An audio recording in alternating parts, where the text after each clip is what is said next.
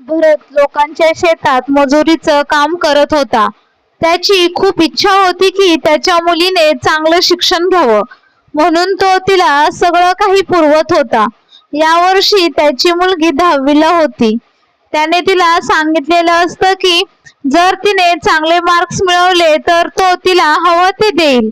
आज त्याच्या मुलीचा 10वीचा निकाल होता आणि निकाल लागल्यावर त्याला इतका आनंद होतो की तो सगळीकडे सांगत सुटतो, कारण त्याच्या मुलीने जिल्ह्यात पहिला नंबर मिळवलेला असतो. त्याच्या आनंदाचा तर ठिकाणच नसतो. तो मुलीकडे जातो आणि सांगतो की सांग तुला काय पाहिजे.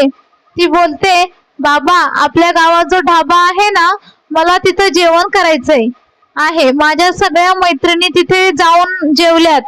त्या म्हणतात तिथलं जेवण खूप छान आहे. बाबा मला एकदा जायचंय तिथं. भरत बोलतो, एवढंच ना, जाऊ की मग. लगेच ते दोघे जाण्यासाठी निघतात. गावापासून थोडस अंतरावर असतो ढाबा, म्हणून तो तिला सायकलवर घेऊन जातो. थोड्या वेळातच दोघे तिथे पोहोचतात. याच्या अंगावर तीच मळलेली कपडे असतात. तो तसाच आत जातो. आत गेल्यावर तो मुलीला विचारतो, काय खायचं. मुलगी बोलते, बाबा मला पुरी भाजी खायची.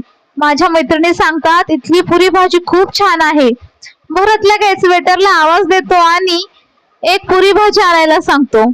लगेच वेटर पुरी भाजी घेऊन येतो. मुलगी एक घास खाऊन बघते आणि बोलते, खूप छान आहे, तुम्ही पण घ्या ना. भरत बोलतो, नको बाळा, मला तू खा. ती बराच वेळ त्याला आग्रह करत असते. बाहेरून एक माणूस येतो. तो भरतच्या जवळ जाऊन बोलतो, एवढं मुलगी म्हणते तर घ्या की. तो म्हणतो, नको, मला भूक नाही. तो आनंदात त्याला सांगतो की माझी मुलगी 10वीच्या परीक्षेत जिल्ह्यात पहिली आली बरं का.